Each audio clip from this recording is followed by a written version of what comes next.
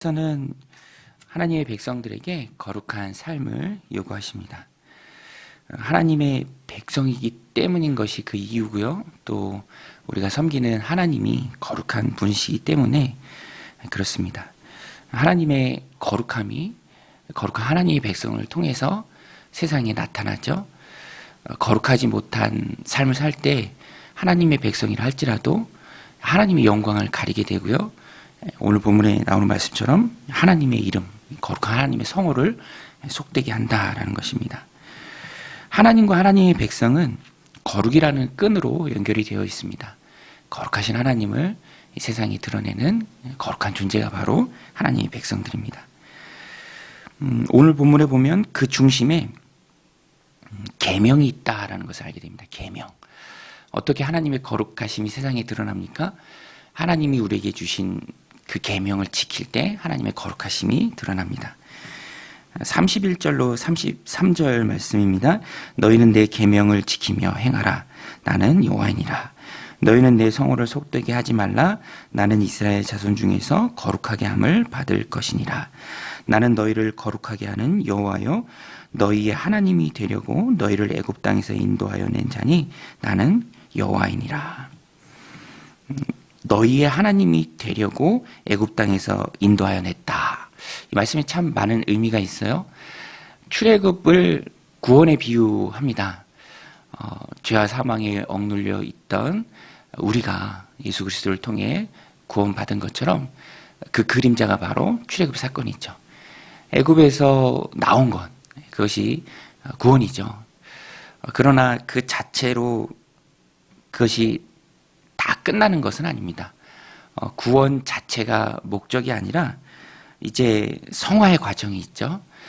구원 받았고 또 광야의 과정을 거쳐서 가나안 땅까지 가는 그 성화의 과정이 있습니다.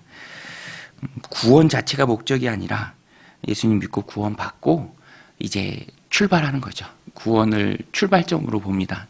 예수님 닮아가는 거죠. 성화의 단계가 있습니다. 로마서에도 보면 칭의의 단계가 있어요. 믿음으로 이렇게 된다.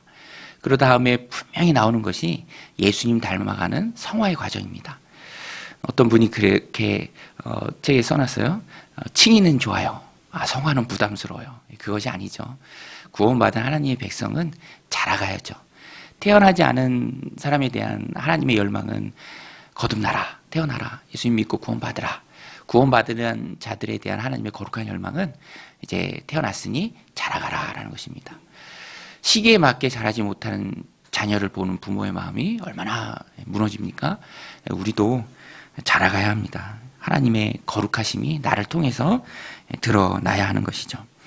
오늘 본문에 보면 하나님의 거룩함이 드러나는 우리가 그래서 지켜야 하는 하나님의 계명, 특별히 두 가지를 우리에게 말씀하고 있습니다.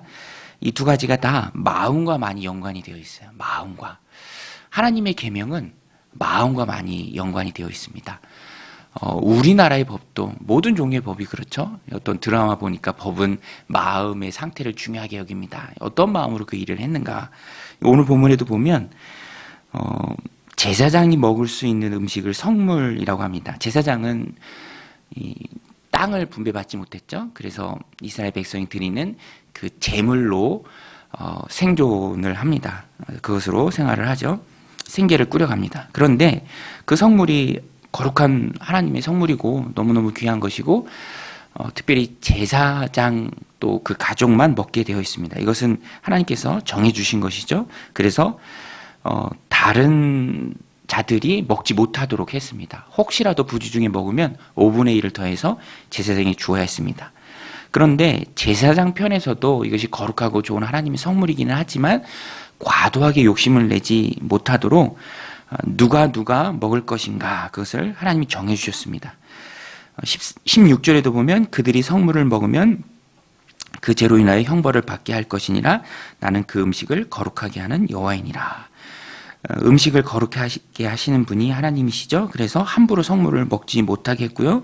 또 성물을 먹는 대상이 되는 제사장조차도 손님 또 품꾼 그리고 출가한 딸은 더 이상 먹지 못하도록 하나님이 정하셨습니다. 10절에 보면 일반인은 성물을 먹지 못할 것이며 제사장의 객이나 품꾼도 다 성물을 먹지 못할 것이니라. 이렇게 하나님께서 먹을 수 있는 사람과 먹지 못할 사람을 구체적으로 다 정해 주셨습니다. 이것은 그 성물을 대하는 사람들의 마음 가운데 그것을 함부로 대하지 않도록, 또 과도하게 욕심을 내서 마구잡이로 다 가져가지 않도록. 실제로 레위기에서 이런 계명을 하나님 주셨음에도 불구하고 엘리의 두 아들 홈니와 비나스가 그 제물을 막 우습게 여기고 갈고리로 건져내서 아무거나 가져가고, 심지어는 생고기를 원하는 마음으로 불로 하나님 앞에 제사를 드리기 전에도 가져가는 그런 악한 욕심을 부렸을 때 그들이 또 재앙을 받게 됩니다. 하나님께서는 마구잡이식의 욕심을 절대로 기뻐하지 않으시죠. 절차, 법도가 있다라는 것입니다. 과도한 욕망의 선을 넘지 않도록 하나님께서 이렇게 계명을 마련해 주셨습니다. 절제해야 하는 마음이 중요하다라는 것입니다.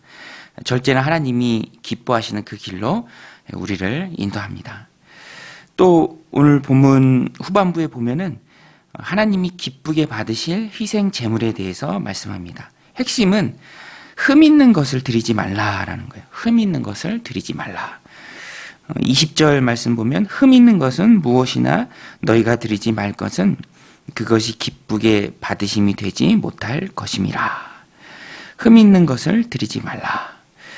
하나님께 드리는 것은 우리의 온 마음을 다해서 하나님 기쁘게 받으시는 귀한 것을 드려야죠. 나조차도 갖기 싫은 것, 대충 하나님께 드리면 딱 좋겠다. 이것은 하나님 앞에 온전한 마음이 아닙니다. 계명은 마음의 상태와 중요한 연관이 있다고 말씀드렸습니다. 하나님이 제물도 받으시지만 제물을 드린 그 사람도 같이 받으시죠. 그래서 가인과 아벨의 제사를 보면 아벨과 아벨은 받으셨어요. 아벨의 제물과 아벨은 받으셨어요. 그러나 가인과 가인의 제물은 받지 않으셨다. 드리는 그 마음의 상태가 중요하다라는 것입니다. 드리는 자체가 목적이 아니라 하나님이 기쁘시게 받게 하는 것이, 받으시게 하는 것이 목적이죠. 구원 자체가 목적이 아니라 그 후에 예수님 닮아가는 것이 목적이듯이 그냥 때우는 식의, 오늘 이 제물은 신약시대 예배에 비유할 수 있죠. 그냥 때우는 식의 예배. 불편하고 어렵고 그냥 내 마음에 원하니까 집에서 충분히 갈 수 있음에도 불구하고 집에서 드리는 그런 때우기식의 예배, 그것도 하나님이 기뻐 받으시는 예배는 아니다라는 것입니다. 희생이 담긴 예배가 되어야죠. 그 귀한 하나님 받으시는 마음으로 하나님 앞에 드려야 합니다. 그래서 요한복음 4장 24절에 보면 하나님은 영이시니 영과 진리로 드려라. 여러분, 하나님은 영이시기에 우리의 예배가 영과 진리로 드려야 할 줄로 믿습니다. 하나님 다 보시죠. 내 마음의 중심을 보십니다. 내 편한 대로, 내 중심으로 그냥 때우기식으로 대충, 그것은 하나님이 기뻐 받으신 예배가 아니죠. 그냥 뭐 하나 했다, 아이고 그냥 했다, 그것이 아니라 목적은 하나님이 기쁘게 받으시는 예배가 되어야 합니다. 그래서 영과 진리로 예배를 드려야 한다. 우리가 영과 진리로 예배를 드린다라고 했을 때 구체적으로 기억해야 할 것은, 우리가 예배 드릴 때 여러 순서가 있죠. 찬양, 기도, 헌금, 또 설교 순서가 있습니다. 찬양은 진정으로 하나님께 드리는 것이죠. 그래서 목소리도 크게 해야 되고요. 또 박수 칠 때 박수 쳐야 하고요. 진정으로 드리도록 노력해야 합니다. 그리고 기도는, 그것이 나의 기도가 되었든 대표 기도가 되었든 목회자의 목회 기도가 되었든 믿음으로 그 기도에 참여해야 합니다. 그래서 아멘, 아멘 하면서 동의를 표하는 것도 그런 이유입니다. 딴 생각하는 것이 아니라 믿음으로 그 기도에 참여하는 것이죠. 그리고 예배 순서에 헌금이 있죠. 헌금은 감사함으로 하나님 앞에 드리는 것입니다. 찬양은 진정으로, 기도는 믿음으로, 헌금은 감사로, 또 말씀은 내게 주시는 하나님의 음성으로 듣는 것. 그것이 바로 영과 진리로 하나님 앞에 예배를 드리는 것이죠. 우리가 이렇게 영과 진리로 마음을 다해서 하나님 앞에 예배 드릴 때 하나님이 기뻐 받으시는 예배가 됩니다. 흠 있는 제물이 아니라 기뻐 받으시는 예배가 되는 것이죠. 로마서의 말씀처럼 너희 몸을 하나님이 기뻐하실 거룩한 산 제물로 드려라 라고 우리에게 말씀합니다. 오늘도 하루의 삶 가운데 내 삶을 하나님 기뻐하시는 거룩한 산 제물로 드리는, 나를 받으시고 그 기뻐하실 그 하나님을 생각하면서 즐거이 내 삶을, 내 인생을 드리는 저 여러분들의 하루가 되시기를 주님의 이름으로 간절히 축원드립니다. 우리 같이 말씀 붙들고 함께 기도할 때 하나님 거룩이란 끈으로 우리와 하나님이 연결되어 있는 줄 믿습니다. 그 중심에 계명을 지키는 것이 있습니다. 과도히 욕심내지 않게 하시고 또 하나님 기뻐하시는 거룩한 산 제물로 오늘 하루 우리를 드리게 하여 주옵소서. 거룩한 예배로 드리게 하여 주옵소서. 우리 함께 기도하며 나아가겠습니다.